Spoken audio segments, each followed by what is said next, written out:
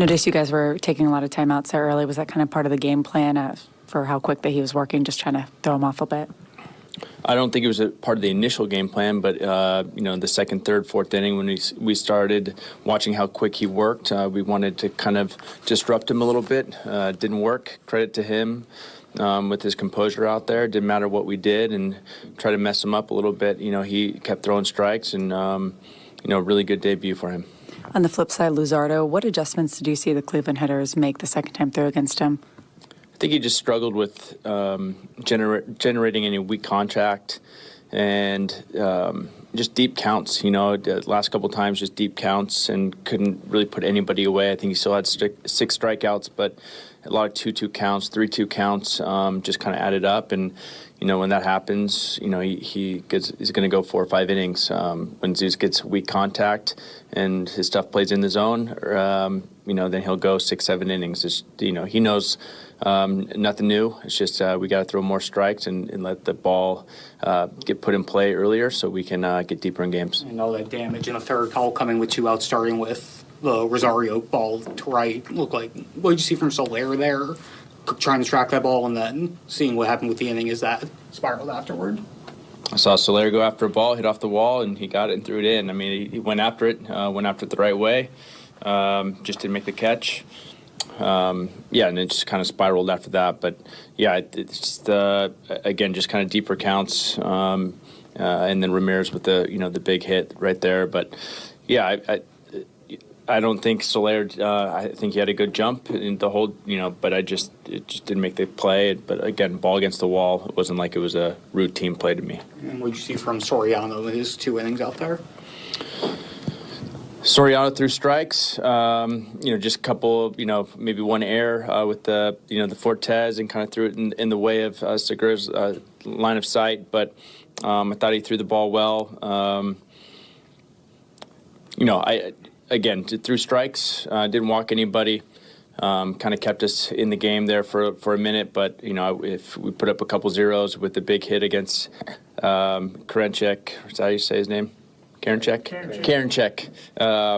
With obvious, big hit there. If we kind of kept the game a little bit closer, that's when we're at our best. But I thought he did okay. Yeah, Avi was going to be my next question. Just the home run, barreled a bunch of balls yesterday. What do you hope these past couple of days do for him as he tries to get going? Well, he made an adjustment with the hitting crew and got a little bit wider, more in his legs, feels a little more grounded and stronger. And thought the other day the first game was really good. Hit the ball hard 4 times, I feel like. Today punched out a couple times, but a big home run. Again, I think he's building off of the other day, and his early work the other day was really good, and just still building. Still early. We're 20-something games in, so I feel like he's on the right track. All right, welcome in everyone. Excuse me. Got a lot to talk about. Another good week of Marlins baseball. Some wins, only 2 losses. A lot of good to take away from this week. We have a lot to cover. Apologize for the late start here, but we'll get right into it with the Giants series. Of course, the Giants have not really been off to that good of a start this year, but the Marlins capitalized on another opportunity against San Francisco. Luzardo shoved. Eddie looked good. Of course, that series finale. That's now back-to-back series, including the one this weekend, where the Marlins did not capitalize on a series sweep opportunity, but comeback win in there. Don't have many of those so far this season. The Marlins have been pretty bad when they got down late in games. I can look at the official record here. I actually brought the game notes back home with me, but we got Eli, we got Kevin in here. Noah wants to request, of course, you could hop in. We'll get to the fan part here in a little bit as well. So what are our general thoughts from the San Francisco series? And it was another really good series to just build upon how well the team has done it at home so far. Yeah, it's been a lot of fun. That's how I'll put it. That first game against San Francisco, that's where we're going to start. Miami, once again, winning by a run. When last year, you could have said at this point, if they were down by a run, you could have basically called a game. I think this was the first game. The first game was a Soler homer, where he he got the pinch hit homer there to win it. You just have to be very happy about how this team has played. Offensively, they look pretty good. Obviously, led by Luis Ariz, Jorge Soler has been good. You've had your moving pieces there. And I guess Garrett Hampson, you have to give some props to. He's looked pretty good thus far for the team. The pitching has been good. Rosario looked good in that game against San Fran. Had some issues, obviously, just, gave up a couple runs there. But, and obviously Minnesota and Cleveland, he looked pretty good, all right, until he gave up those 2 homers. But, you just have to be pretty happy with how this team's going. Unfortunately, Sandy this weekend against Bieber. But, you got to give props to Devin Smeltzer. He looked good. You just got to be very happy about how this team is playing. And I'm in Philadelphia. Craig did mention that it was maybe a little bit of luck. You could put that in there that, there's probably some luck involved in some of these games. But besides that, Miami's been playing some good baseball, and you can't really be mad about it. They've won the past 4 series in a row against some really good teams, especially today, Cleveland. You didn't win today, but you won that doubleheader. For the first time, Miami wins both games of a doubleheader since 2020, if you want to count that. So can't be mad about it. Arizona, a really good ball club they beat a while back ago. And the Twins, who have Correa and have some really nice pitching. So, Miami's playing some really good baseball in the month that maybe some of us thought they would get off to a very slow start. I couldn't agree more. And you mentioned luck, but the Marlins didn't really have a lot of that on their side last year. But I've always been under the firm belief that good teams do get lucky. Of course, we'll credit that to the bullpen, which we'll definitely touch on later, especially when we get to the Cleveland part. But we'll focus more on the San Francisco part, where the offense kind of had some good moments in it. And I think you need to point out how bad the Giants played in that entire series. They were trying so desperately to give the Marlins their first sweep of the season in that final game as well.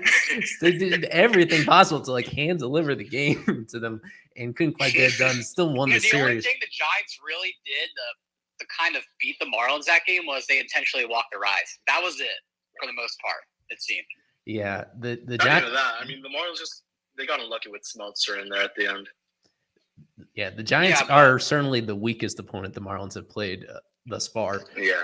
I have an extended pod out tomorrow morning about the bullpen, because what stands out is how deep it is. There's so many guys in there that I think you like in certain situations that all bring something different to the table. And the fact that they came so close to sweeping that series is a testament to all the guys that were throwing up zeros. It feels like forever ago, but it was just this past week in that series where Trevor got hurt, and Trevor only went 3+ innings before going down with injury. For the next 7 innings worth of relievers, to hold the Giants off the board was pretty terrific. And I think it also speaks a lot to just how weak that Giants lineup was at that particular time. So that first series, they just took care of business, frankly. That was the one time this year where I think it was pretty clear that they were the better, more talented team than their opponent in that series. Agreed.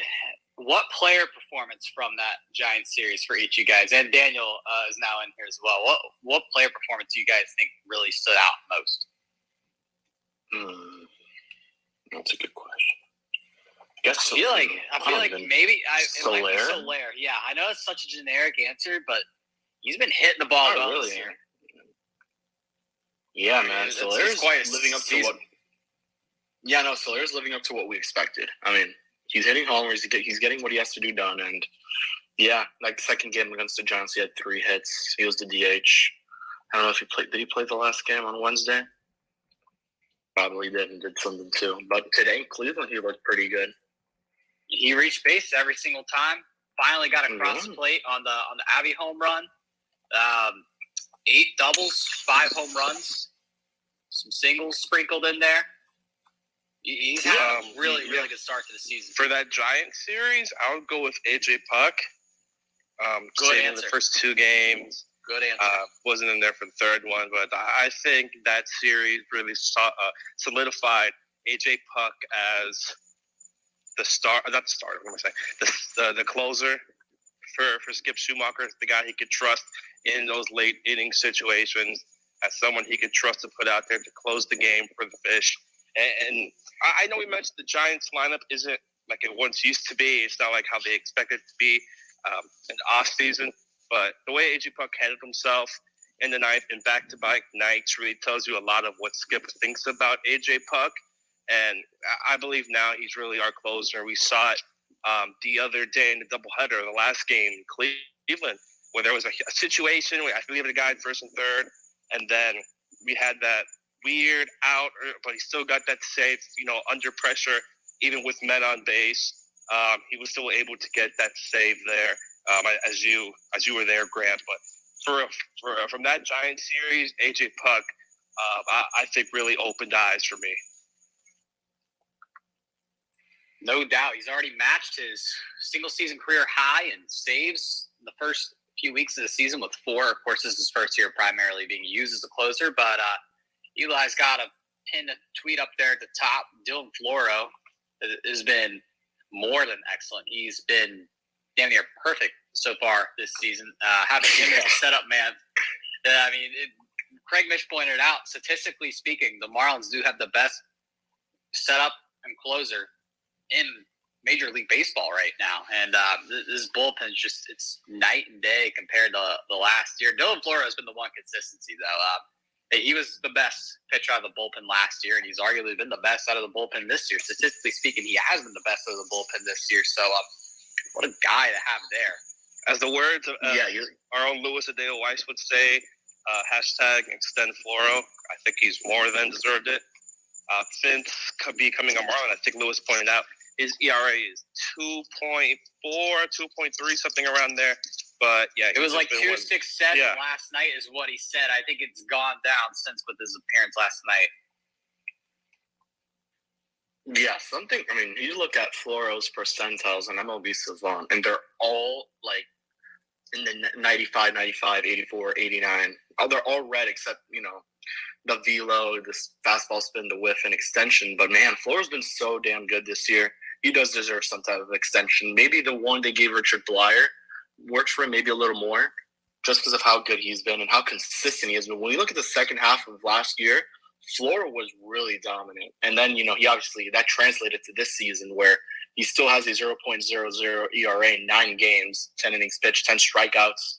You really can't be disappointed with this bullpen. And many thought this bullpen would be good, but not as good as it's been. I thought they would be pretty good, and I think you did too, Grant, and everyone in here. But I don't think any of us expected it to be this dominant where you're confident in your 8th and 9th inning guy. This is the first time in a while that, the Marlins have a lead, and you feel pretty damn good with anyone in that back end of the bullpen. Even Tanner Scott's had his good moments. I know he had that little mess up in New York against the Mets here in Miami in that opening day game. But besides that, those guys have been real good in the 9th and the 8th. And, just the back end of that bullpen's been impressive. There was a stat on the game notes for the bullpen. I actually found my stat that I've been keeping track of for the last week or so on here about Miami's record when on the 4 or 5 run game split. But we'll get to that because it's pretty relevant to the Cleveland series. But yeah, his bullpen's been crazy. I was looking for exact number. The Marlins are leading something bullpen-wise that was on the notes. I'm looking for it right now. Win probability added. They're the best in the majors. I'm not sure if that was the stat, but that is, to me, the most important that stat. That is very relevant, yes. That is what a bullpen does, is that they perform well when you need them to perform well in those key situations, whether it's just nursing a close lead or even when you're inheriting runners from the starting pitcher. That's something that stands out, is how often they've been stranding those inherited runners from the starter. I believe Matt Barnes did a little bit of that today in his appearance, and he's kind of near the bottom of that hierarchy too. It is such a deep bullpen. That's what stands out to me. It's good to see, so far, the excellence at the top end between Puck and Floro. If I'm being honest, I don't know if either of those guys are your bona fide superstars at the back end, just because they don't get enough strikeouts. There's just a limited upside. Even Puck so far, the concept of AJ Puck is a little bit better than the reality, in my opinion, that to this point, he's still not quite dominating the game single-handedly.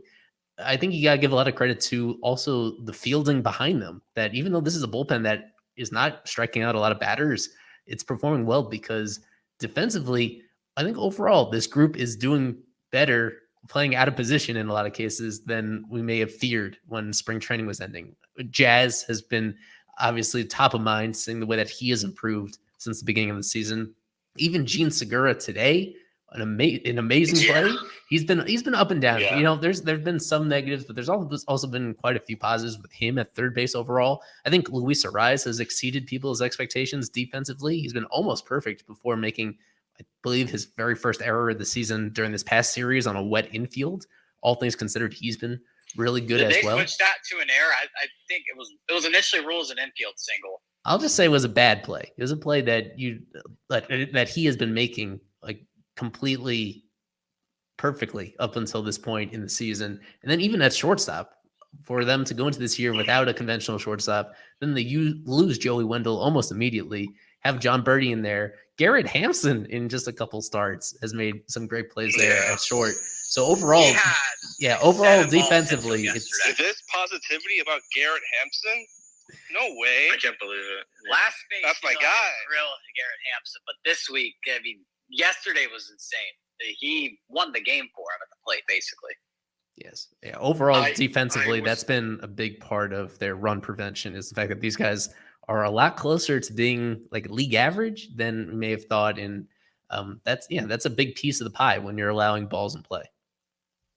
I found the stat officially. So coming into the day, dating back to April 11th at Philadelphia, the Marlins bullpen ranks first in Major League Baseball with a 1.33 ERA and a .71 WHIP, while also allowing the fewest hits at just 17. So since Philadelphia, it's been good.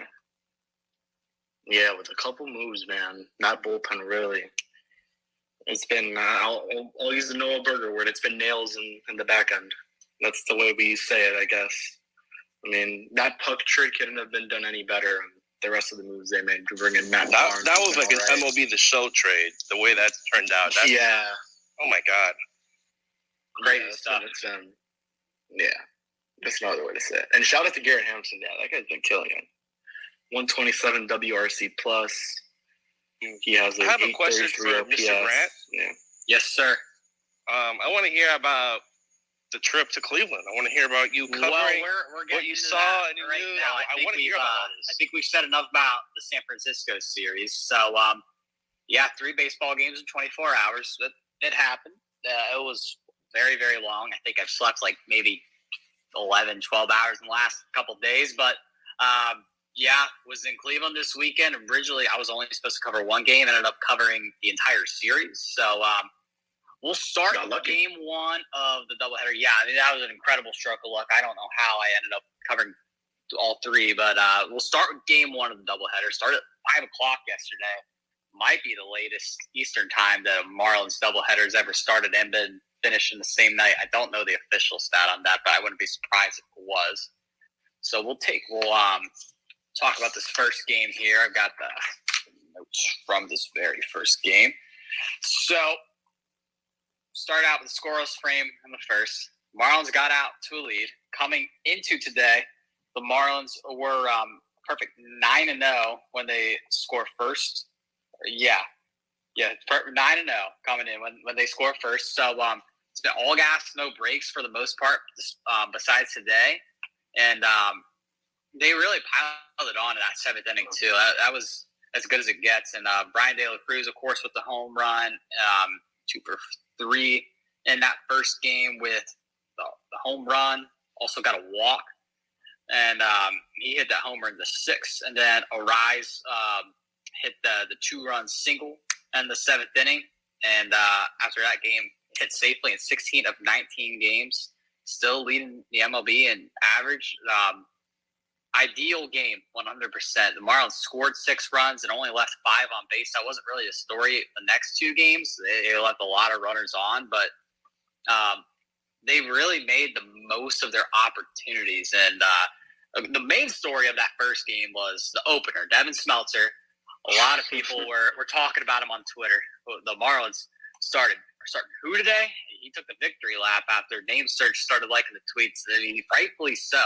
And I kind of had the hunch that maybe that would happen, knowing that his career numbers against Cleveland are really, really good. I asked him about that at the end of the game, and he said it feels like every single time he got called up when he was with the Twins, it was against Cleveland. And I think the yard that Smelter has pitched in most is progressive field at this point. Maybe Target Field, but I think I remember another reporter saying that he has pitched the most at Progressive Field so far.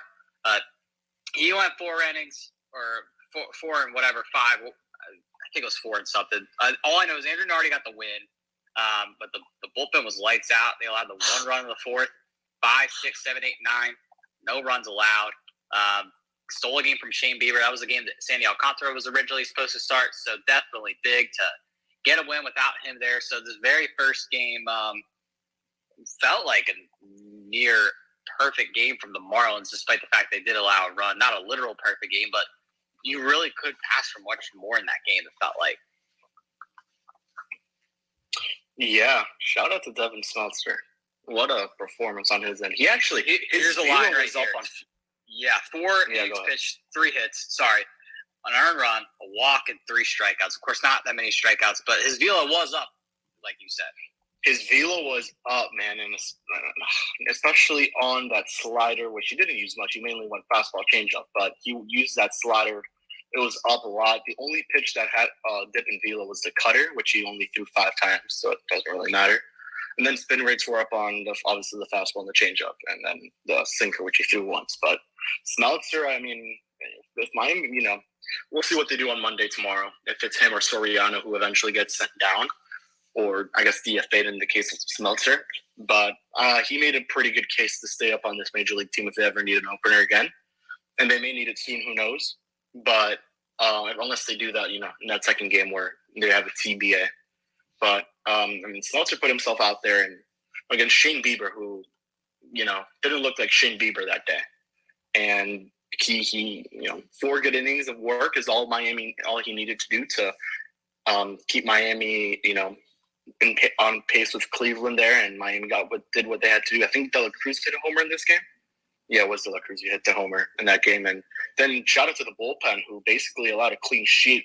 Nardi and Braziban didn't allow a single hit. Matt Barnes only allowed 1 hit, and then Steven Okert, who made his return in this game, only allowed a walk. So, you could have asked for a better game than that first game where the offense was clicking, and a game that many of us here, not here, but in general, just had written off when we saw Devin Smeltzer starting against Shane Bieber, who was the 2020 Cy Young Award winner, one of the best pitchers in Major League Baseball. You would have thought you would have written this game off, but man, the offense was clicking. Besides Stallings and Birdie and Soler and reading this wrong. Yeah, Soler and Jazz and Stallings and Birdie. Everyone else got a hit. Some of them had multi-hit games, which was Gene Segura and Brian De La Cruz. Yeah, I bet you. Jazz was the only player that did not reach base during that game. I bet you. Right. Some people saw the starting pitching matchup. Some people out there may have bet against the Marlins and bet against Devin Smeltzer and doubted him, and those people looked like fools during the game because Smeltzer. He was awesome. We know who did that. I think I know who did that. I think there are many of us who are guilty of, I think, overreacting to his first couple appearances because Smeltzer had like a major league track record entering this year. He was a signing that I liked when they brought him in based on what he showed, the very deep pitch mix that he showed with the Twins and the versatility to contribute in situations exactly like this, where he goes 2 times through the order. You don't need 3 times through, but you need to patch things together in a very specific situation just like this. This is where he comes in handy. And I think his full major league track record is a little more reflective of who he is than the fact that he just got shelled back-to-back times coming out of the pen in his previous outings. A lot of credit to him. I thought his command was really terrific, and his changeup was especially nasty. There were a few of those during that 1 inning where he struck out the side that really jumped off the page to me. You got to feel absolutely outstanding for him, and it was great to see the offense pile up. It was, 6 total runs in that game. Very pleasant surprise overall. That was one of the more satisfying wins of the entire year, just to win it the way that they did, as completely as they did, and leave very little doubt even later in the game that they would pull through. The first game of that doubleheader, you absolutely got to circle it. So yeah, credit to him. And I do think we'll find out soon, but I do think that performance may have bought Smeltzer more time. I think he more likely than Soriano is the one that's going to stick around on the active roster when they need to bring up a starter for the Trevor Rogers spot in the rotation on Tuesday. But we'll find out about that pretty soon. Yeah. Going to he allowed 2 runs today. We'll get to that one here in a second. We got game 2 of the doubleheader, which capped off the 12th doubleheader sweep in Miami Marlins history. Against all odds, I really just did not expect that. But what a game! What a performance from Braxton Garrett. Braxton Garrett, 5 2/3 innings pitch. He told me he really wanted to get that last out, but of course it wasn't Skip making the decision. 5 hits, earned run, a walk, 3 strikeouts.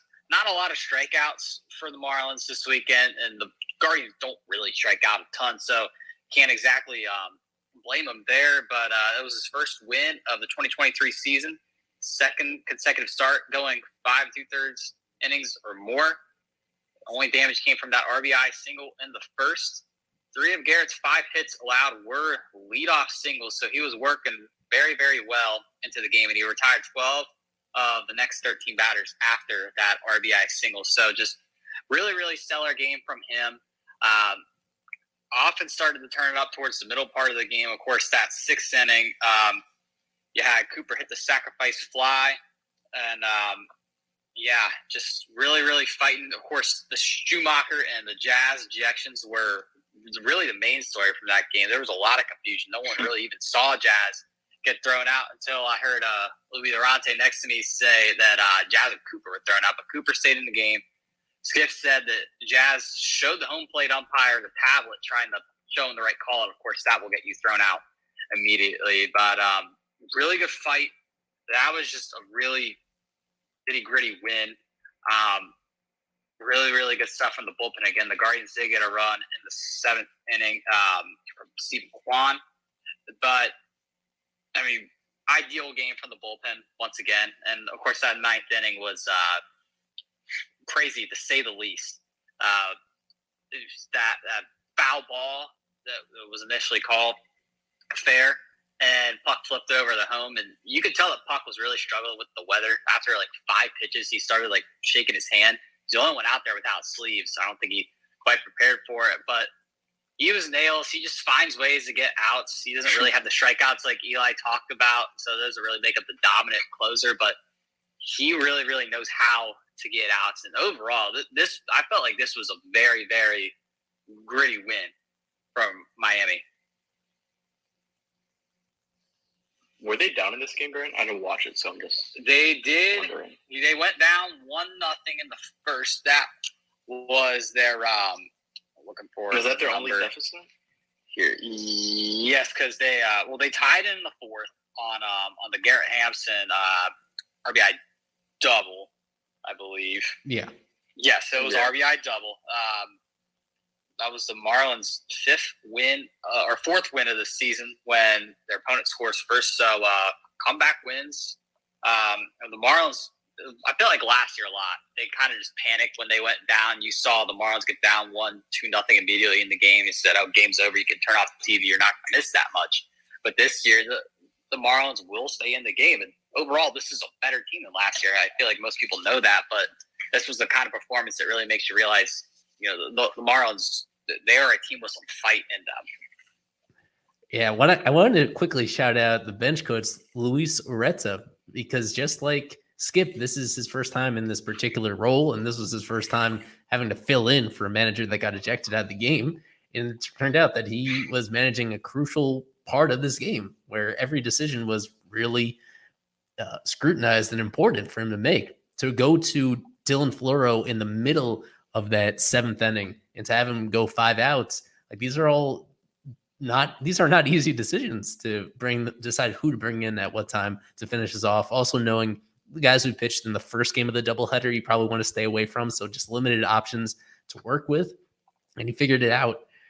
And having that eventful end of the game for him, it would have been, I guess, even more electrifying if the game ended with Puck covering home plate and flying the tag just in time. And it turned out that, even when that was overruled a foul ball and you got a more conventional ending, it was fine. Brian De La Cruz, we need to shout out him because just like in the first game, he had a big impact offensively, 3 doubles in this one. And the Marlins mentioned overall that having 5 extra base hits today in that doubleheader was unprecedented. That was a new franchise record for most extra base hits in a single day. Congrats to him. A reminder of how early we are in the season, that DLC came into Saturday with very ordinary season stats, and then he came out of Saturday with like pretty excellent stats just because that's how small the sample is, that 2 good games can boost your OPS from the 600s to the high 800s. That's why we shouldn't like leap to conclusions on anybody at all at this stage of the season quite yet, because of how small the sample is and how few things can go right or go wrong and change it in one way or another. There's still very little that we actually know about how the season's going to unfold. We're only just like a tiny percentage of the way through this marathon. Also, from the DLC stat pack from that game, he was also the first Marlins hitter with a 3 double game since he did it back on July 8th, 2022 against the Mets. He went 3 for 3 with 3 doubles, and RBI, and a walk. It's also the first Miami hitter with 2 or more extra base hits in consecutive games since when he did it last year, September 27th and 28th against, I believe, who was that? Was that the Brewers? Or was that was a series before the Brewers last year? All I know is he went on an incredible tear in September, and he's kind of picked up where he left off. He hasn't really credited it to anything, just kind of staying focused was what he said through an interpreter last night, and just playing his game. Got a very contagious smile. He lights up any room. That was a fun interview, and he's really hitting the ball well. Miami's outfield in general this year really hitting it well. Of course, we want to see Jazz get it together a little bit. He's in the midst of, I believe it might be a career worst stretch for him. I haven't officially checked the numbers, but he's in a bad slump. But then Avi got the homer today. Of course, we talked about Soler, but some unsung heroes for Miami so far through this one. We got anything else, Kevin? Or Eli, too? No. From game 2. I guess you didn't really watch it, so yeah, no, that's why I've been a little. Yeah, so I've been quiet. So we can move on to game 3 if there's nothing else really from that one. Of course, the loss today. We won't harp on it too much. Besides the Luzardo having his worst game of the season so far, he was almost flawless through those first 2 innings, and that third inning it just came crashing down. Looking at my scorebook here, that he got those first 2 outs. He had the looking strike at the mile straw and got Steven Kwan out. Then Rosario stand-up triple. Jose Ramirez hit an absolute bomb. And Josh Bell, who's been off to a rough start this year, gets get-right series against Miami. Back-to-back days with RBIs. He got a home run. Those Ligurian's first pair of back-to-back homers this season. SpongeBob Oscar Gonzalez with a single. And then Josh Naylor, former Marlins system player, also got on base. So 5 hits in a row for Luzardo in that inning. Had a 1-2-3 inning in the 4th, but then Ahmed Rosario got on again with a double, and Josh Bell got on once more with a double, and that was it for Luzardo. So really uncharacteristic game. Post-game, he said that just really wasn't locating it well, and I asked him, of course, if Eli, if the weather really had any effect on some of his main pitches, specifically his slider not having that much stuff. He did say it was the first time he's ever pitched in a game that cold, but there's also no excuse for it. And if he wants to be an elite pitcher, he can't be doing that. So really good responsibility, but uncharacteristic game for him, and his first loss on the year. Yeah, Velo was down on every pitch. Just tough for Luzardo, who, again, as you mentioned, Grant, had two really good first innings. Just looked like he was rolling right through it until Jose Ramirez and Josh Bell came in and ruined that, really, and just wrecked him. Yeah, this is another way to say it. Luckily, the bullpen, at least Matt Barnes, came in and had a nice outing. I think this was the first outing where he hasn't allowed a hit. Maybe I'm probably wrong on that one. And then, unfortunately, my boy George Soriano gave up 5 hits, 3 runs, 2 earned, 1 walk, didn't strike anyone out. So that may have been it for him in the major leagues for now, at least. And we'll assume, what we know the move will be on Monday or Tuesday, whenever they make that.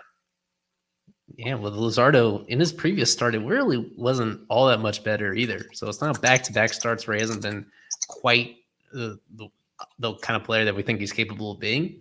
And so overall to this point in the season, I guess it's pretty fine for him at this point. But for him to be so inefficient was strange. So you take 96 pitches to go through 4 1/3 That is, that's not going to do it. That's just too inefficient to help out your team, especially coming off a doubleheader where they really needed the length out of him. That has that trickle down effect where it causes Soriano to pitch multiple innings in this type of game just to save the rest of the bullpen for this upcoming series. It was disappointing, but there's a reason for it. If that's the worst version of Luzardo that you're getting, where he at least gets into the fifth inning, that shows how high the standard is for him, because other guys, if they get blown up, it goes even worse than this. All things considered, not terrible, considering that they even showed a glimpse of hope with that improbable Avi Garcia home run in the eighth inning. He got a fastball middle, and smoked it over 400 feet to center field. That was a nice moment for him to get something done, even though in his previous few at-bats, he didn't get much done at all. So I continue to be surprised that they bat Avi as high as they do in the lineup, but that gets some of the haters off his back to show that he's still capable of doing something like that. That could have changed the game if, we got a more typical Luzardo pitching performance. Outside of that, we got Soler with 3 more hits and a walk in this game. So overall, just a very good series for him in this one. John Birdie hitting a home run to right center. It's not often that John Birdie hits home runs, let alone ones that are to the opposite fields in some respect. So that really opened my eyes, because he almost hit a second home run later in the game too. He was barreling. Yeah, that fly out the center. I thought that was gone for a second as well, because Fortes and Hampson were on the corners, and I thought that the Marlins had taken the lead right there, but Birdie's making good contact. Someone who was not making good contact was Avi before he hit that home run. He had a strikeout. That pop-up to Ahmed Rosario got called out looking on Logan Allen. So it wasn't a good game for him until that home run. And improbable, I feel like, might be an understatement. That was one of the more shocking things that happened, but it's definitely a feel-good moment. And a lot of people want him gone, and understandably so. But I will always root for guys on this team to get it together and get into a groove. And we know what Avi's capable of what he did back in Milwaukee and Detroit. And he has power. He hasn't really shown it, but any momentum he can get, the potentially even get into a week-long swing, it would be nice to have the entire outfield like that hitting, minus Jazz. But Jazz's series, it was a struggle. I mean, they moved him down 6 in the lineup today to face the lefty, and 4-3 ground out in the second, 4-3 ground out in the fifth. Did get on a blooper single out to right field, stole a base, got the third on a wild pitch, and struck out in the eighth. So not a great series for him at the plate. Of course, getting ejected last night, I couldn't find him anywhere in the clubhouse after the game. Not ideal. So what's something that will be the cover? MLB The Show cover athlete can do to really get back in the swing of things, as he's had a less than ideal start. Yeah, and then just shout out to the Cleveland side. I mean, Josh Bell, who had been struggling big time before the series to Miami, with 2 RBIs today. He was the series MVP. And then Logan Allen, former FIU pitcher. What a game for him. 6 innings pitched, only 1 earned run, 1 walk, 8 strikeouts. His only earned run was obviously the John Birdie homer. Would not have expected John Birdie to be the one to hit a homer today. Besides, and then obviously Avi Garcia, that one you could expect the power he has. But I mean, Ahmed Rosario, 4 for 4. He was a homer shy of the cycle. He was mere feet shy of the cycle. He hooked one down the left field line, and it was almost on the patio where that Game 7 home run went in 2016. I thought he had done it. I thought I'd seen a cycle for the first time.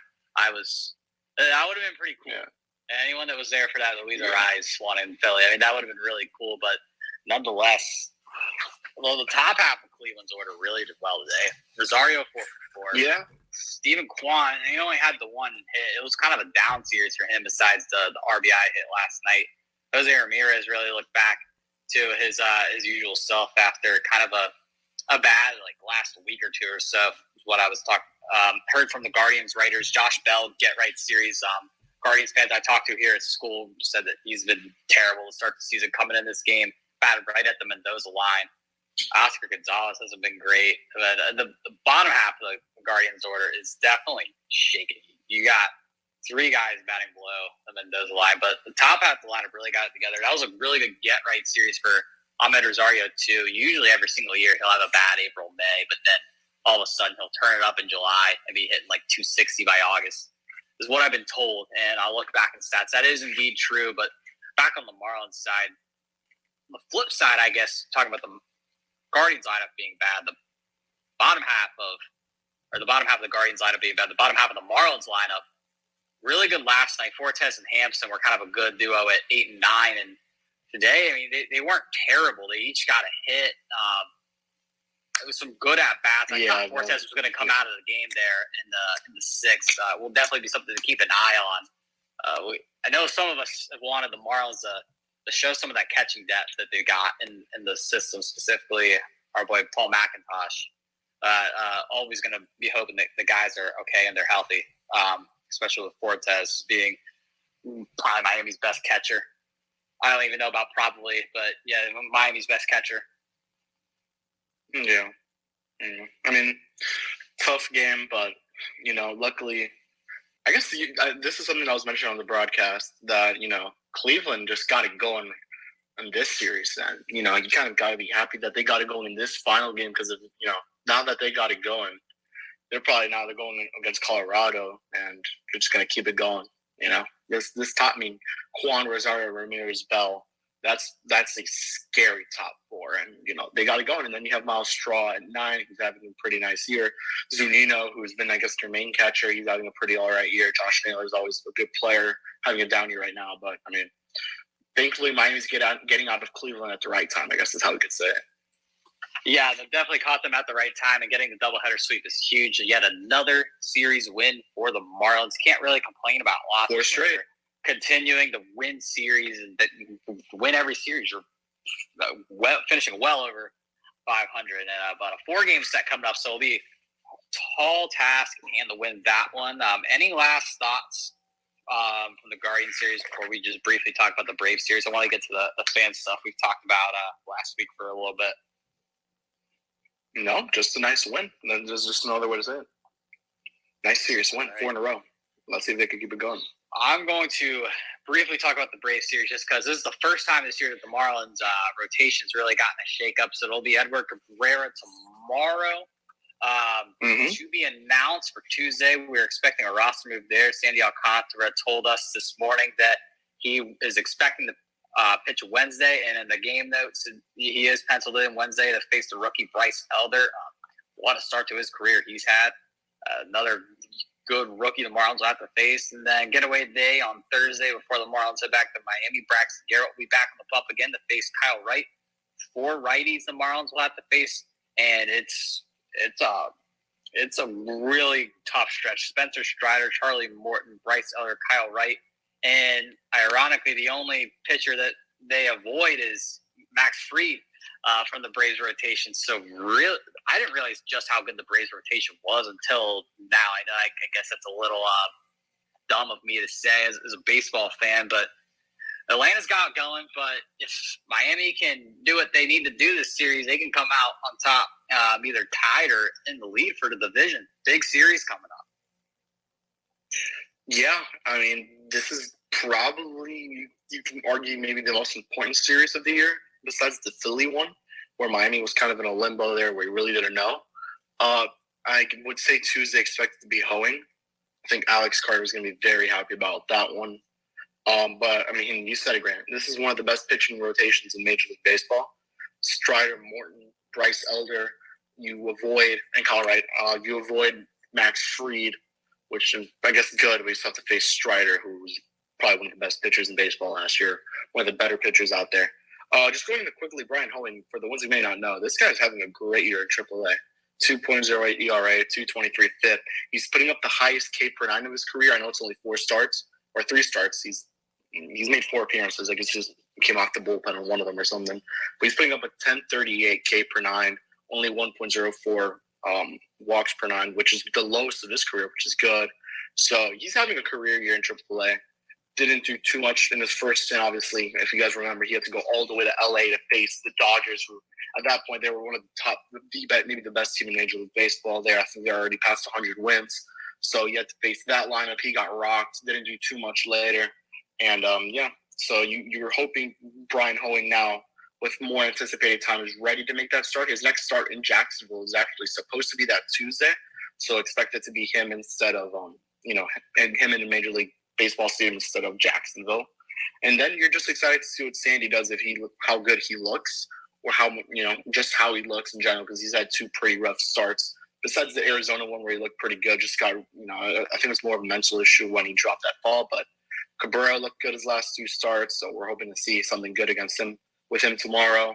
Then Braxton, just on getaway day, hopefully he could just hold it down. And if Miami could take 3 out of 4 here, that'd be very, very good. And as you mentioned, Grant, I think even a split would be a victory at this point. A split would be great too. Yeah. And just don't Isaac lose the series. And Isaac will be there covering. So I think the first 3 games, I believe, Eli, if you want to correct me on that. So it'll be Isaac out there for us at Fish Stripes. That's right. Monday, Tuesday, Wednesday, our first time credentialed coverage from, is it Truist Park that they're calling it now? First time covering there in person. Yeah. So excited for that. As you touched on, Sandy is, to me, the biggest storyline because he's obviously outside of that Twins start. He is having a very bad season to this point by his standards. Yeah. So to see him hopefully be fully healthy again, it is strange to see somebody diagnosed with biceps tendonitis and not even go on the IL. That kind of raised an eyebrow to me. So I will be just laser focused on what Sandy does in that Wednesday game. I'll leave it at that. He did work out yesterday. He wasn't in the dugout because today when I talked to him for the featured piece, he did say it was his first time that he was going to step outside today. He was excited to get back out there, and his first time back in Cleveland. Make sure you read that article if you haven't already.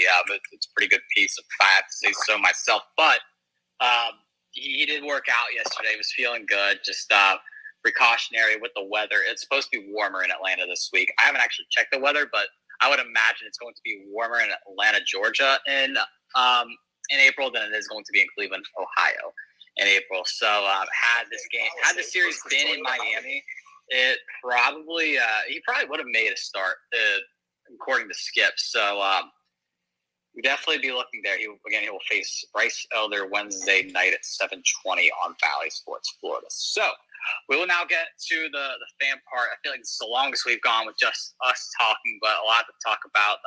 It's the most in depth I've been on the series. It's so much fun to cover. Big that was impressive. Always, good shit, Grant. Yeah.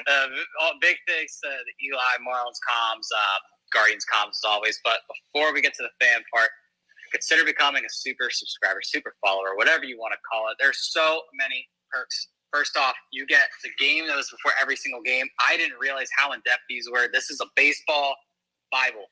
I will be reading this before every single game now. Very, very good perk that you get with that. The Marlins really only send it out to media, and you will get it before every single game.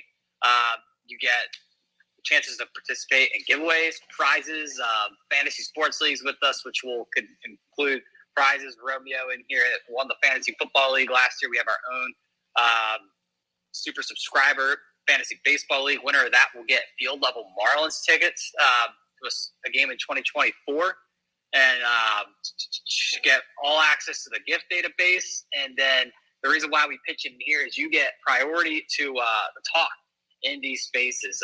Anybody can talk, request, and we'll answer your question, but the super subscribers will give them first dibs. So without further ado, we'll get Ryan here because he requested right away. He replied a tweet earlier saying he had some questions for us, and it's been an interesting week. So definitely going to have a lot of good questions tonight, I assume. We'll sit here and answer all of them that you guys may have. So Ryan, connecting in right now. Once he gets in here, we'll ask him first question. Looks like it's still connecting. It's connecting for you? Oh, it just shows listener. Oh, there we go. Oh, no, that was Daniel. We'll bring Romeo in here for now, while we wait. Actually, he's connecting too. Is it a me problem? Hello? No, I don't see. No, we got there Romeo. you go. Romeo's there. All right, Romeo, you You got any questions for us? I forgot my question, but I remember I was gonna say one thing. I was gonna say, I know it's early in the season, right? But if we're somebody, I feel like we should look at. I know the bullpen's already good, but you can never have too many bullpen arms. Somebody like a Justin Lawrence from Colorado. He has a funky release. He throws 100. He has a 2.45 ERA with a 261 BABIP. I really don't know what they mean, but I know that he's pitching good in Coors as a relief pitcher. His stats don't look the best because he pitches in Coors, but he has a funky release. I've seen him pitch during the WBC for Panama, and I've seen him pitch a bunch of times. He has like a sidearm, it doesn't go low like Rogers, but it goes submarine. It's not a submarine. It's like a sidearm type thing. It looks like it can go, but he throws like 100 on that sidearm. So he's only allowed 3 runs this year. That's the name I feel like you should, if we were looking at anybody to add to the bullpen. I know it's really good already, but that's someone you should add. He has 1 loss on the year, but an 11 innings pitched. He has. You say he's lefty or righty? He's a righty.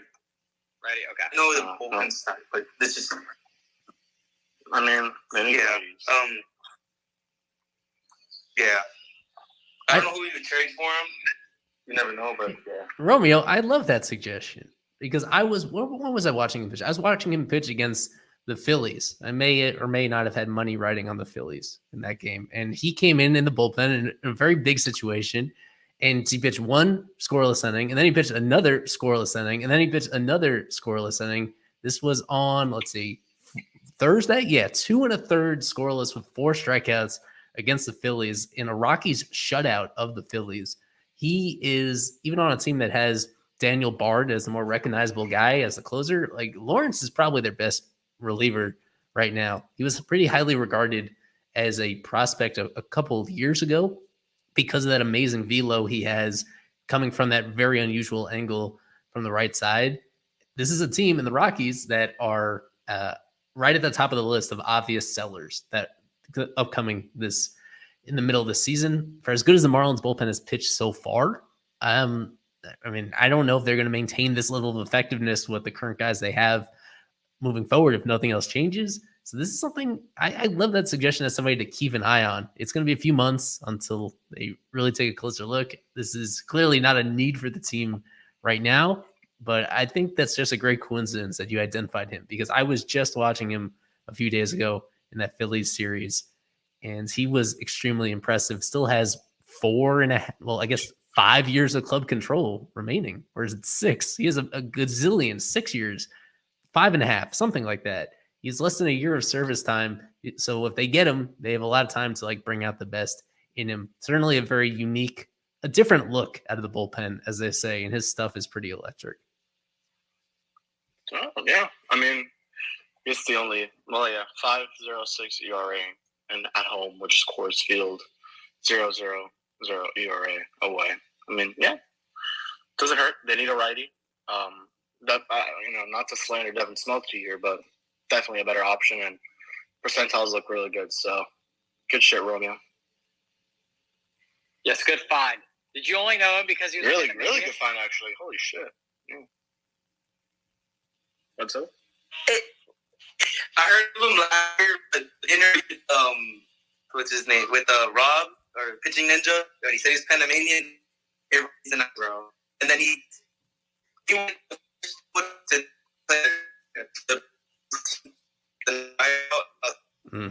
sound like you're underwater right now. But, Romeo. Your Wi-Fi kind of sucks right now. Yeah, not ideal. Although he's still got a great fun in Justin Lawrence, so good shit. Yeah, we'll bring it right now. It looks like. What's up, guys? Can you guys hear me? Retried. Yes. All right. We have a lot of requests, so I'll take Romeo out for a second. Yeah, We'll get to everyone this week. Go ahead.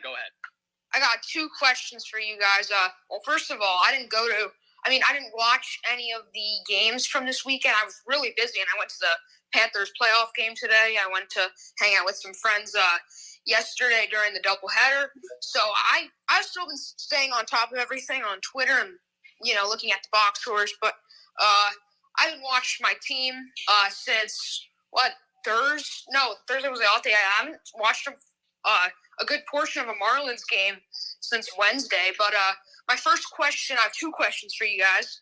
And my first question is, do you guys think that Jazz will make adjustments soon with how he's been playing? Because a lot of people are negative. How soon do you think Jazz will get going? Because we haven't really seen him anywhere near what he can fully do to contribute for this Miami Marlins team so far this season. Even though he does have, 3 home runs, he still has been very inconsistent. Yeah, really good question. Yeah. Yeah. Go ahead, Grant. No, I'll let you get your shots first. I'm trying to figure out how I would want to answer this. I'm kind of in the same boat as you. He's looked good defensively. He's improved game by game, which is something good. He made a couple good plays this series, especially with the rain. Besides that, he's not been too good offensively. Hitting 225, 286, 352, 630 in the month of April. And you don't even want to look at the stats in general. He's still fast, good outfielder jump.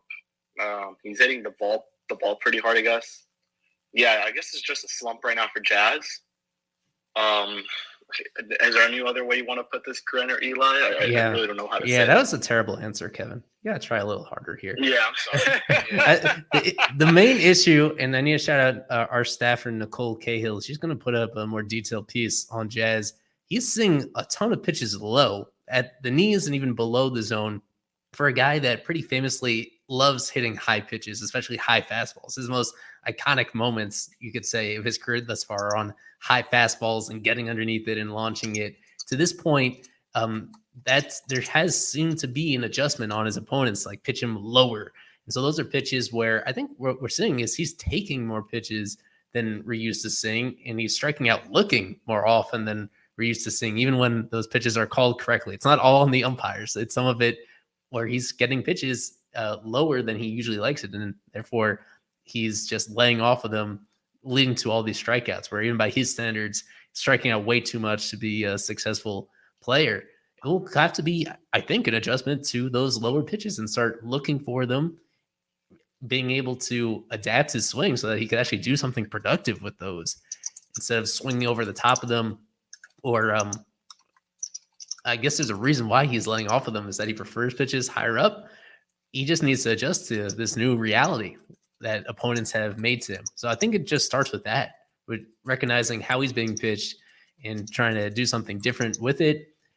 It has been a pretty deep slump for him. It's not unusual. I remember even 2021, a couple very dry stretches for him. He can be a very streaky player. This to me is more than just streakiness. This is a little bit having to do with the kind of location that he's getting pitches at, with everybody knowing that he could catch up to anybody's fastball. So he's seeing even less fastballs. Last year, he saw like 51% fastballs, and this year it's down to 47%. He's seeing more non-fastballs than actual fastballs.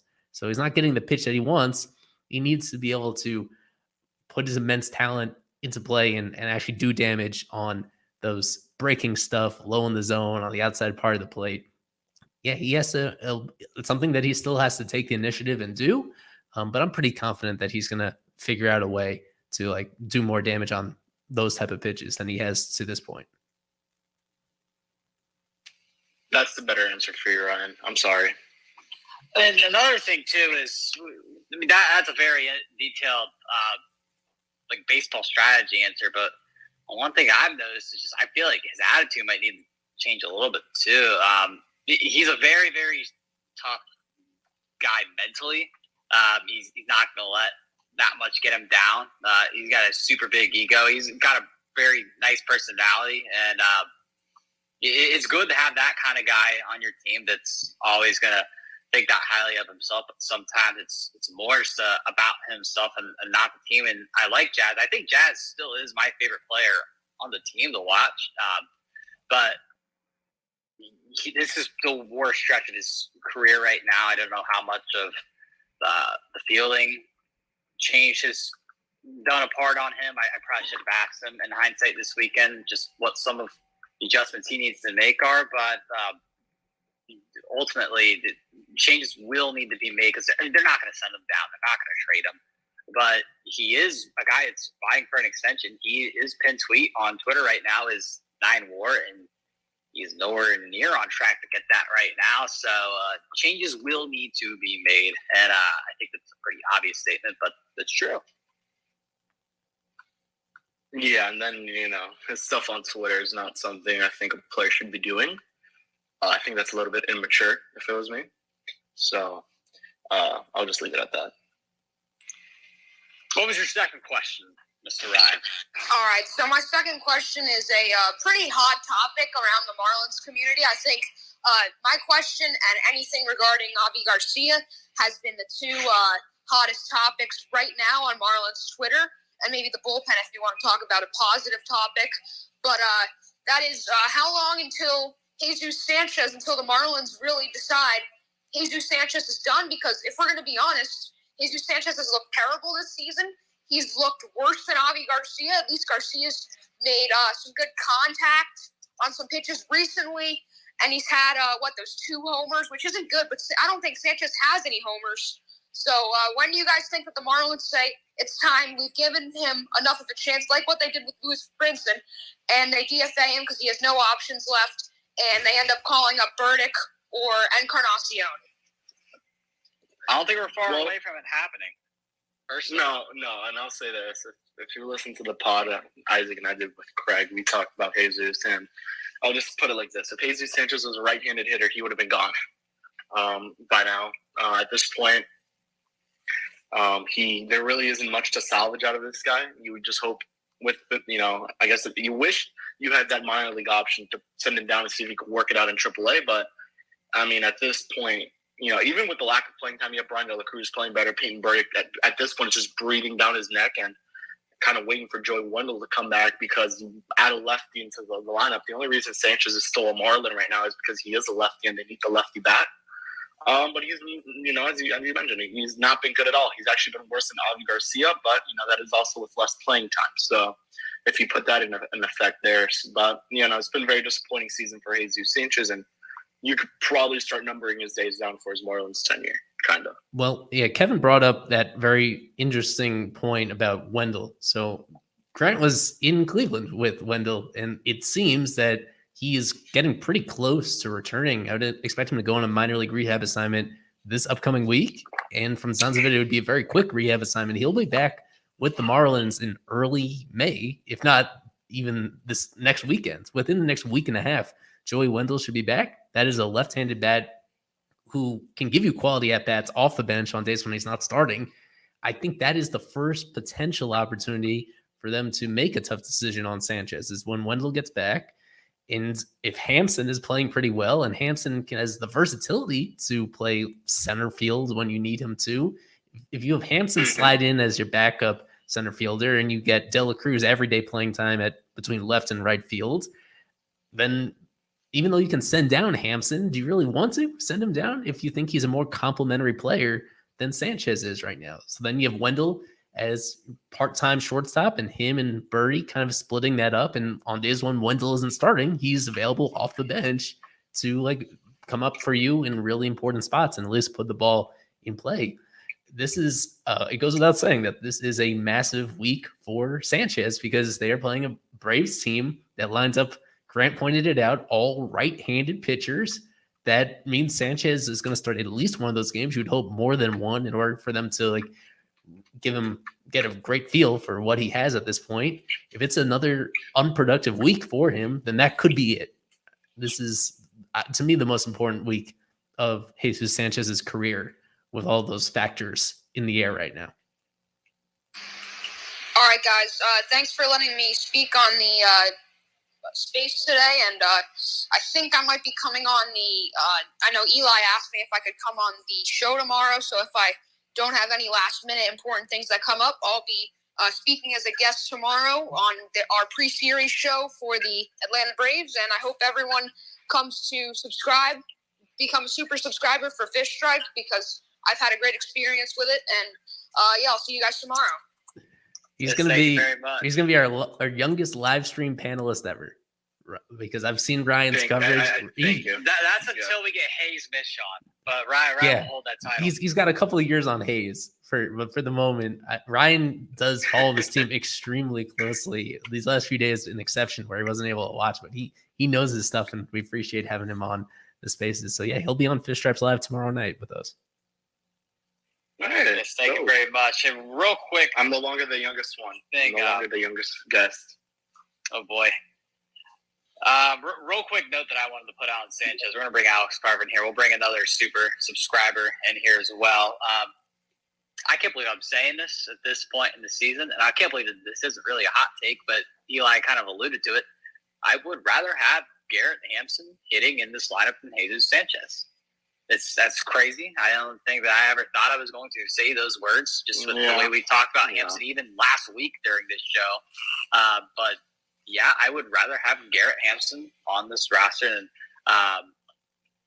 Jesus Sanchez. And John Birdie can play some outfield as well. I forget who replied to me today suggesting that, but that completely went over my head. And the Marlins do have an out there if Wendell can come back soon. He told me today he thinks he's only going to need 2-3 days of rehab. I don't know if it's going to be Pensacola, Jupiter, Jacksonville. I don't know. It'll be Jupiter. But, it'll be Jacksonville. I'm sorry. It'll be Jacksonville. Jacksonville. Okay. Yeah, I should have asked him. Or Jupiter. One or the other. Yeah, I should have asked him in hindsight. But yeah, I was taking grounders today. Looked pretty good. I think they only got like one of them that didn't really reach first base, but feeling a lot better. He's got a mustache going right now too. He says he's gonna have to shave it. His wife's gonna have to make him shave it when he gets back. If he starts hitting, then he's got to keep it, right? Good luck mustache. All right, we're gonna bring Sean in here. Ooh, I think I'd be the only super subscriber that's requested right now. Maybe Gabrielle is. I don't know, but we got a decent amount of requests. I've got all night. I will answer as many questions as you guys have. So, Sean, how are we doing? And what's the question for us? Hey guys, doing good. Just ask quick question. I'm gonna have to kind of hang up and listen to the answer later. When I jumped on, I think I caught Eli just touching on the end of this. But could you talk a little bit about, I guess, the difference between Trevor Rogers' bicep and Sandy Alcantara's bicep? I mean, besides the fact that Sandy's Superman, obviously, it seems like similar injuries, and I'm just confused why, one seems to be they're sounding like there's no chance of the injured list happening, and one was put on the injured list pretty swiftly with the same sore spot of the body. That's all you, Eli. Yeah, well, let me just make sure that I have this right, because I want to lump in Johnny Cueto with Trevor and with Sandy. Johnny Cueto's injury is a biceps injury. Very peculiar that you have three starters all out with biceps injuries at the same time. Although, as we touched on, Sandy not really out. Everything's going to go fine on Wednesday. That's what biceps tendonitis is. When Cueto went down, they called that biceps tightness. In Trevor's case, they're calling it a biceps strain, which unfortunately would be the most severe of the three, a biceps strain. Just pointing to how long you need to, it's just a matter of how long you need to rest in order to start pitching again. And in the case of a strain, in Trevor's case, like you're talking about likely at least a week, if not multiple weeks of no activity, and then having to build up to be a starter again. Yeah, in Cueto's case, his was a little different because he was never quite right in the first place. They alluded to this, how he was kind of battling that all throughout spring training. Yeah, that diagnosis with him was sort of a cover for just general being out of shape, to be honest with you. So with him, maybe that is a slightly different category.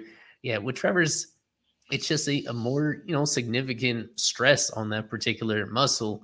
And although it's common in baseball, it is unusual that all their starters at the same time get this particular one instead of something more specifically related to the shoulder or the elbow. The fact that it happens basically right in between the shoulder and the elbow and the biceps is kind of interesting. Beyond that, there's not a whole lot to say. It's just a different amount of stress on that. With Trevor, we were able to see it during his game where he was throwing with the lowest velocity of his entire major league career during that outing where he had to leave due to injury.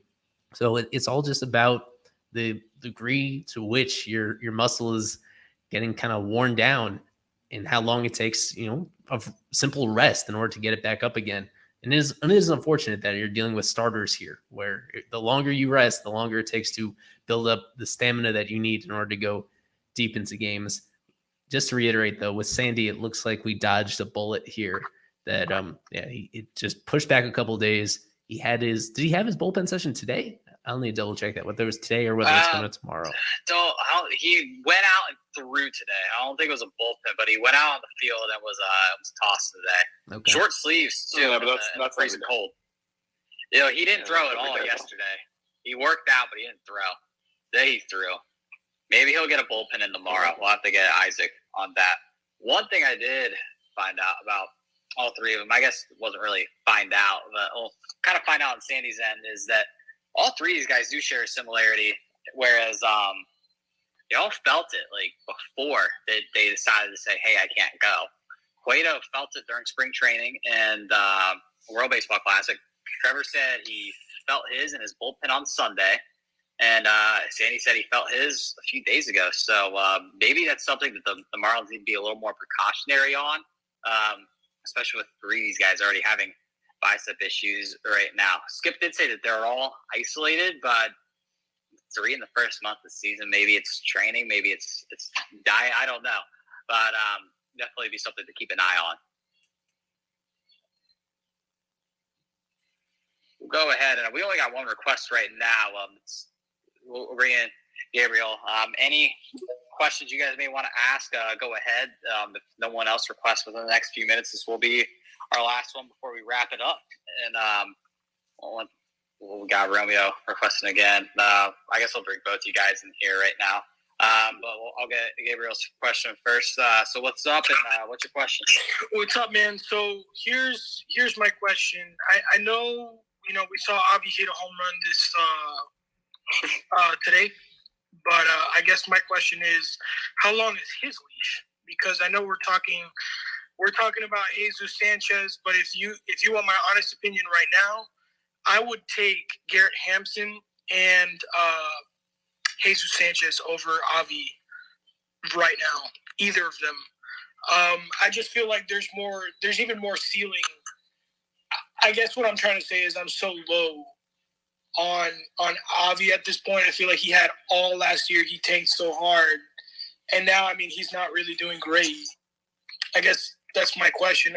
I guess it's more of a, can we just admit that this might just be a wash of a contract? Does that make sense? Yeah. Honestly, I'd rather have Avi over Jesus Sanchez, personally. Now, I do see where you're saying that Jesus Sanchez has a higher ceiling and all that, which is true. That is completely true. But, Avi's the one making the better contact right now, getting more playing time. Sure. At this point, his leash is pretty short. Yeah. From what I know, it's pretty short.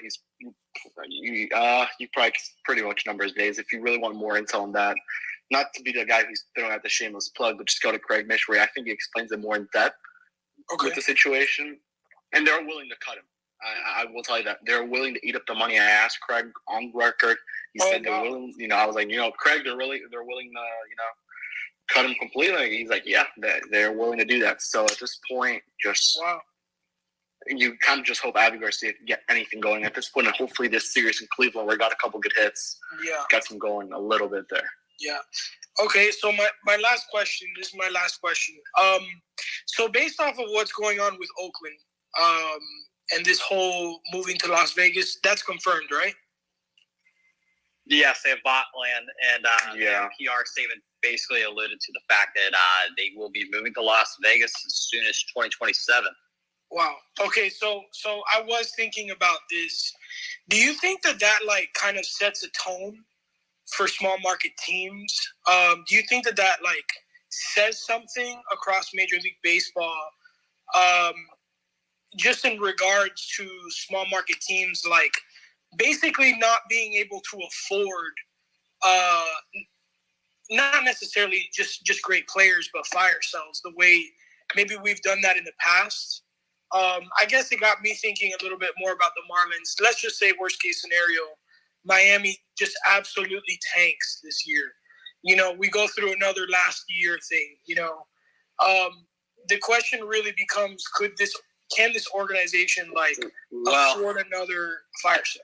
I will say this. Good news, if you want the Marlins to stay, they are locked in for a while. I think Eli knows the officially. It's 2047 is what the contract says that they're locked in. Nice. So here, I'll explain more on this. I just want to know what exact year Miami is locked into Miami until under the stadium deal. Well, yeah, I believe that's the year. What I want to clarify quickly is that Oakland's not losing just because they're a terrible baseball product and they're not spending on payroll. They're moving because they have the worst stadium in the league, and they don't have any support locally to build the stadium, and their owner is too cheap to front the money himself to build it in Oakland. So they found a deal with Las Vegas, where Vegas, through taxing their own local population, is accounting for most of the money. It's all about the stadium in their case, and I don't think any other team. The only other team that's kind of in a comparable situation is the Rays, but the Rays seem to be pretty far along now and actually getting their own stadium in their community as well. So in general, relocation isn't on the table. After they get this Oakland thing settled, the focus is going to be on expansion. They're just going to be focused on adding new teams beyond the 30 to get to 32. Well, I'll be waiting here in Nashville. Yeah, I think Nashville, Portland, those would be cool. Maybe Charlotte, but another team in the Southeast would be cool. I want realignment so the Marlins can stop playing the Mets, Phillies, Braves every single year. Probably would be stuck with the Braves, but it's just Eli did say it, but it's an Oakland problem. I mean, like 7 years ago, they had, or even 6 years ago, they had the Golden State Warriors, they had the Oakland Athletics, and they had the Oakland Raiders. All in the same parking lot. You had the Warriors winning championships. Right. You had the Athletics winning divisions. You had the Raiders. They went 12-4 in 2016. I know they haven't been great as of late this decade, or this century, I should say. But yeah, I feel horrible for the people of Oakland. But upsetting stuff to lose all their teams like that. And you did ask this in your question. This has set up a tone for small market teams. Yes, this is unapplicable to Miami because they have 25 years or more at least in Miami. And Miami's not really a small market team. Miami's a big market. They just don't have a lot of fans. I feel like I've told people that Miami's just not a small market team. They just not very rich ownership group. The owners with the Athletics are cheap. Vegas has now plucked 2 teams from Oakland, and they'll be back in the same parking lot down in Vegas, and it should be fun. Any of those destination cities are super cool. I was talking to some Guardians people about it. They said that the first series the Guardians will play there, like half of Cleveland will go to it. Vegas, LA, Orlando, just like cities like that. Like it's those destination spots are always really cool. And there's a reason why the NFL is putting the Super Bowl there next year. So exciting time if you're a Vegas fan right now. It's a good time. Like Eli said, Tampa's the next team in the MLB that could be facing this, but they are getting far along. And even if they're winning, like they'll move if they have to, if the numbers boil down to it. And I think it kind of sends a message across all sports because the Bills threaten to move in the NFL, the Titans threaten to move. My Cincinnati Bengals are coming up on a potential move conversation, but with stadium deals and stuff. So it's just all about county and city talks with owners, and the thing it boils down to most is just money. No matter what the fan base is, whether it's passionate or not. I mean, the San Diego Chargers move. I didn't think the San Diego Chargers would ever move. I know it's a different sport, but it just goes to show that owners can be heartless sometimes. But from a Miami perspective, the good news is they're in Miami to stay until at least 2047 under the stadium contract. So won't have to worry about that. But should be fun to see the A's in Vegas. I'm excited. Yeah. No, that'll be cool. Does it really set up Carver's got his Does it really? hand. Yeah, go ahead, What? Carver. Yeah. Yeah, you got to stand up for a No, second. let Carver go. Let Carver go. I'll go next. Yeah, I'll go next. Hello, friends. How are you guys? Good. Live and Good. Yeah. Well, first of all, Want to say fantastic questions tonight, and a fantastic point brought up by Romeo as well about that reliever that I've honestly not heard that much about. So I learned something today from you guys. So Gabriel, great question. Ryan also had some great questions. The knowledge here is great. So you guys being super subscribers to Fish Stripes is a credit to these spaces, which is fantastic. So that's what I'll say for you guys. My question, I have a question for, I guess it would be more of I guess all three of you guys, Grant, Eli, and Kevin. We heard the Mish pod that you guys did about Avi. I'm going to bring up another guy who is very, very much underperforming and not getting paid nearly as much as Avi Garcia, but is still getting paid. And I will bring up Gene Segura because this guy has been terrible. I mean, there's no getting around it that this guy's bad. I mean, he's just not good offensively. He's okay defensively at third base. Just not good. If they're willing to cut contract overall, I think this is another guy that should go. I've brought it up to you guys personally in our chat. There's a guy that is staring them in the face right now that is also performing, not at the level of Burdick, but is also very much performing, and that is Xavier Edwards, who has been fantastic, who had another 3 hits tonight and has great positional flexibility and hits from both sides of the plate. So my question for you guys is, how much of a leash does Gene Segura have with the Marlins right now? Probably longer than the rest. Yeah, I mean, it's still early on. I agree with you. Segura has been awful so far. To say the least. I mean, defensively he's been all right, but the play it's just atrocious to watch. But yeah, I feel like it's longer because it's the first season of his deal, and they do have options. Xavier Edwards is playing really good. Groshans was amazing last year. I've been preaching for a very long time about Groshans. I know some people aren't very high on him. Isaac hates him, but Hinojosa has been good too. Hinojosa has been fantastic. They got guys on the left side of the field, and Amaya could be knocking on the door at some point too if he can figure out bat. The defense is absolutely there. He's been pretty bad, but yeah, he's been bad in AAA. But about him today, he just needs to figure out the bat. But the defense is there. It's probably the best glove they've got at the higher levels of the system right now in terms of the left side of the infield. Yeah, got you. I just wanted to know. I mean, if they're willing to cut contract, this is a guy that is very much, very, very underperforming, at least with the bat. And the defense, I think, is good, but overall replaceable, especially with the athleticism that Xavier Edwards has, which would be my main go-to, especially because he's a switch hitter. But yeah, man, if Segura keeps going on this current trajectory that he's on, I don't think it's a hard decision. The difference. Case, you could just decline his club option at the end of the year. The key difference, Kevin, it's a 2-year guaranteed with a club option in the 3rd year. So it's at the end. Oh, God. It's 2 guaranteed. The key difference between him and Avi and even Jesus Sanchez is that Segura was fine last year. There's a reason why they gave him 2 years, $17 million. He was a good everyday player when healthy for the Phillies last year. This year he's been terrible. But we need to note the ways that he's been terrible. It's mainly because he's pounding everything into the ground. He has the 2nd highest ground ball rate among all qualified hitters in baseball. And that's why it's led to a lot of back-breaking double plays for this team as well. So even when he's coming up with runners on, it's been doubly hurtful to have him do that. He is still making contact at a well above average rate. That was the main appeal with him, is that he makes a lot of contact. He uses all fields, and that he would be a high floor player. So far it's looking pretty bad. They thought that at the very least there's a baseline where he would get you a lot of singles.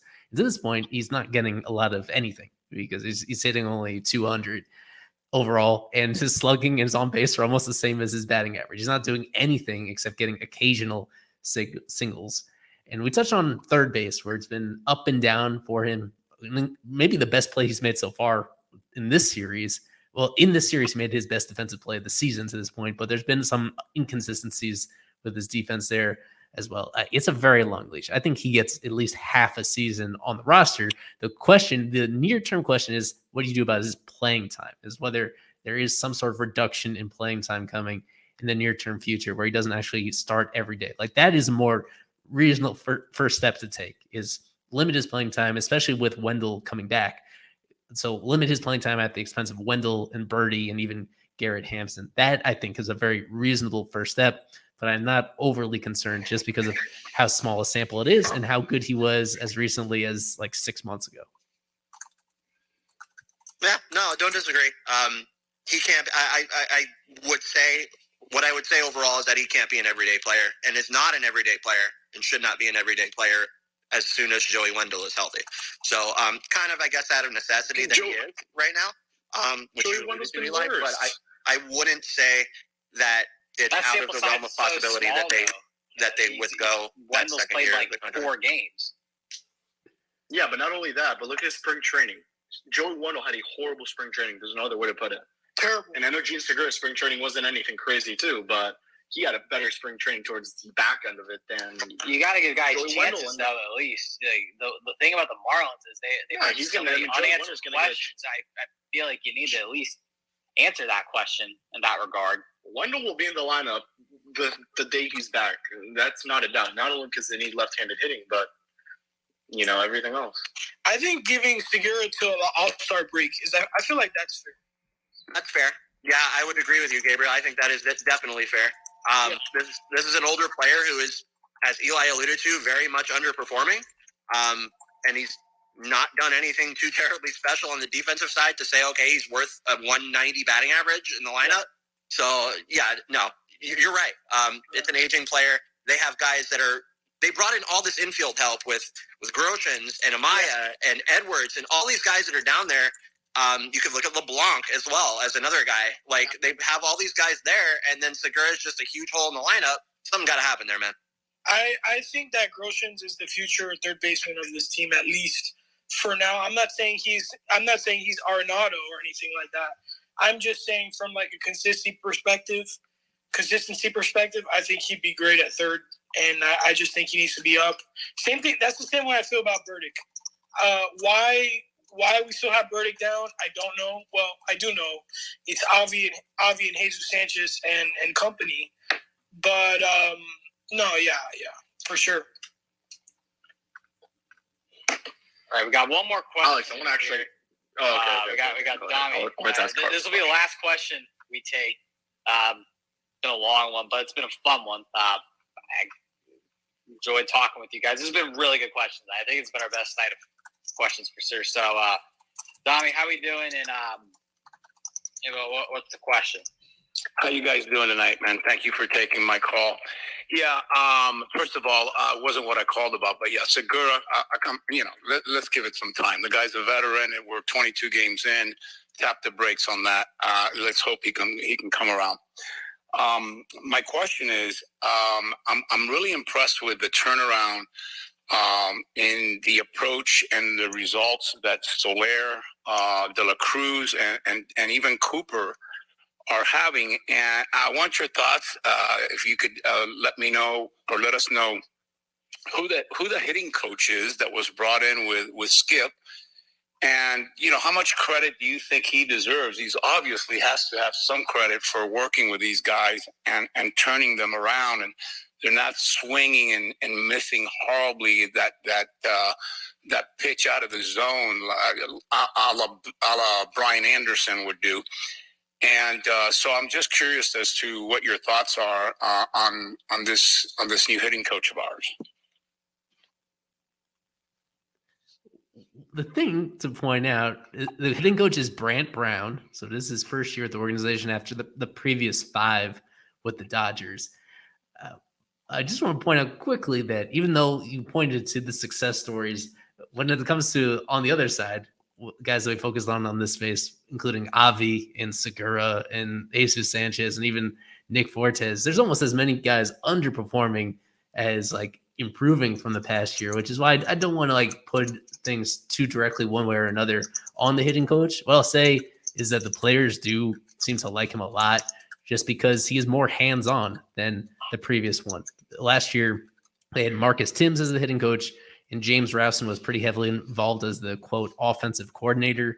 And this is different, where this is a guy that is more proactive with suggesting changes, who is more engaged during games. That's another key difference, is what he's observing during games and the feedback he's giving players during games about, what went right or what went wrong during a particular at-bat.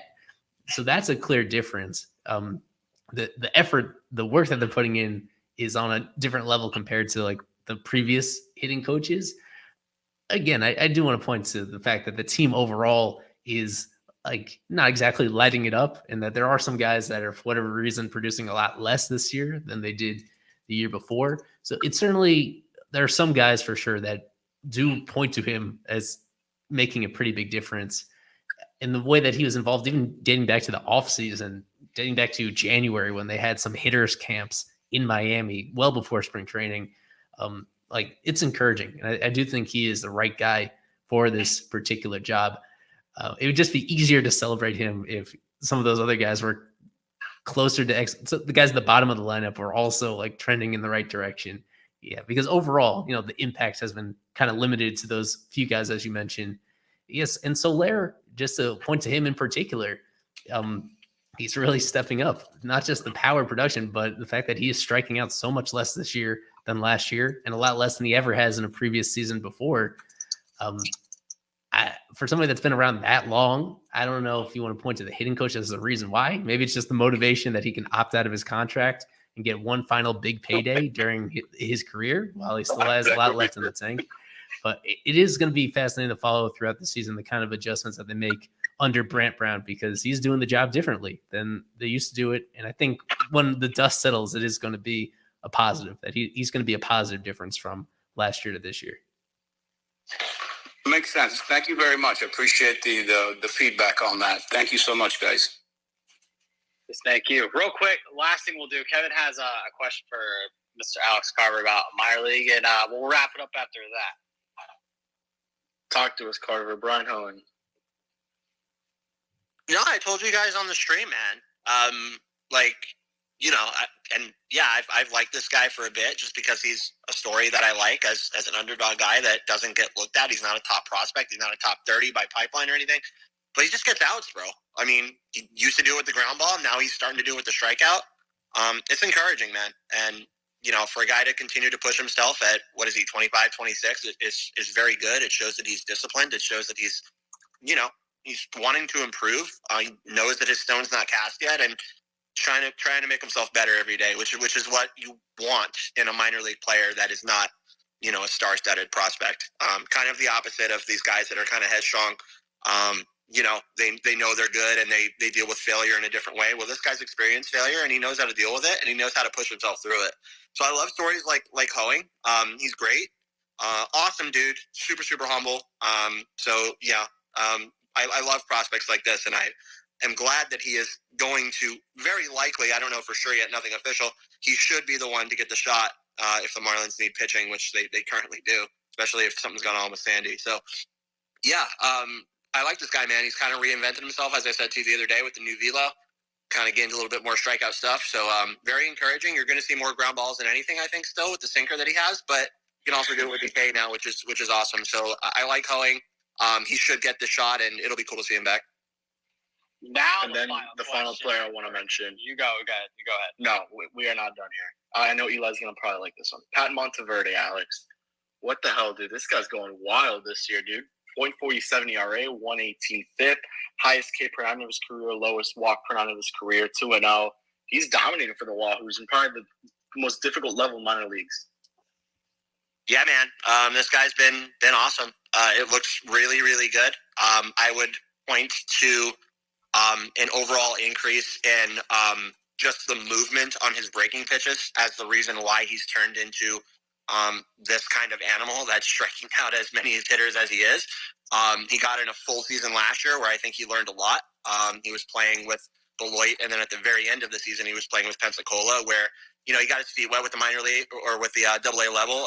Wasn't very good in terms of his stats, but he's come back this year and shown the improvement needed to be very, very, very consistent and very good at the AA level, which is very, very encouraging. And the thing about him is that it's not a guy that's going to throw with a lot of velocity. He tops out at 94, tops. Like, that's when he's ramping up, he will be 94. More often than not, he'll sit like 90, 92 with the fastball. But, man, his breakers are really good. He's got a wide arsenal of pitches, about 4 pitches, fastball, changeup, slider, and curveball, all of which are pretty damn good and dance all over the place and just take hitters out of it from his high left-handed arm slot. So this is a cool prospect, man. I like this guy a lot. Probably more of a back-end ceiling than an ace or top-end rotational ceiling, but definitely solid and definitely a guy that can get it done and just, like I said, get out. It's kind of like hoeing, but with a little bit more stuff. So this guy's good, man. I'm excited for him. And he fits right into that prototypical mold of what the Marlins want to do with pitchers. These taller bodies, these bigger guys that, throw from that higher arm slot, like I just said, that create deception and that just record outs. Not everybody has to be Yuri Perez. If you're Yuri Perez, that's great. But they also have guys like this that are on the lower end of the velo spectrum, but can still create deception and be very, very, very effective. So I'm excited for Pat. He's been really good. All right.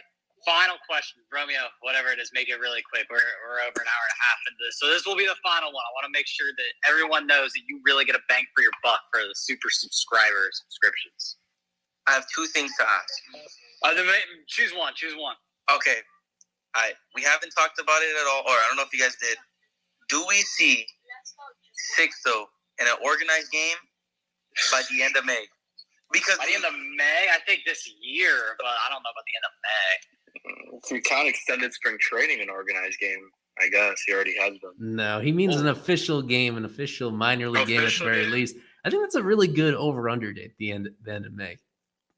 I'm in Sixto. I'm always going to say later. I'm always going to go push it further down the road. Now you come around. Yeah, okay. So I'm never going to believe it until I see him pitching an organized game. But I think it is possible within the next month plus that he does, because he's facing batters right now, and we know there's been little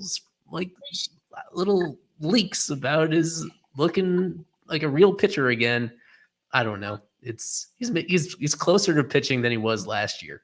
So I think that says a lot to answer that question, Romeo, because Eli was like the main Sixto apologist that it was always swearing he was going to get back to his 2020 playoff self and be so good and everything.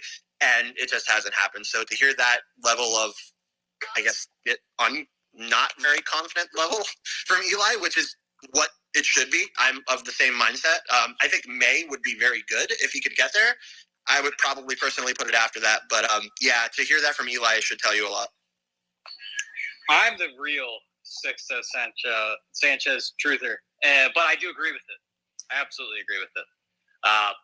I've been saying for the last 2 months that the goal should be for Sixto Sanchez to pitch in a baseball game this year. I think it will happen. And it's just a matter of what level. I don't think he is on the Marlins roster until 2024. That's not a hot take. Like that, if he gets in a Marlins game this year, that is a massive victory. But I don't even want you guys to think about it, because I don't think it'll happen unless something very, very unforeseen happens. So we'll leave it at that. And I think that'll end the space. It's been a long one. Last week was our longest. This week is definitely our longest. So we'll be back here same time next week. Actually, a little bit earlier next week. I will not be driving back from Cleveland next week. Marlins will be back home. So should be back to normal programming here. If you don't already, you should. Go follow Isaac. He will be in Atlanta for the next 3 games. I think this might be the first ever road trip where Fish Stripes member has been at both parts of the road trip. So make sure to follow him. Stay up to date with that. And got the series stream tomorrow. Ryan's the guest. Make sure you guys listen to that. I'm sure there'll be podcasts. Go read my recaps and my Sandy Alcantara exclusive if you guys haven't already. And we'll see you guys tomorrow on the series prediction show. And see you next week for some more State of the Fish.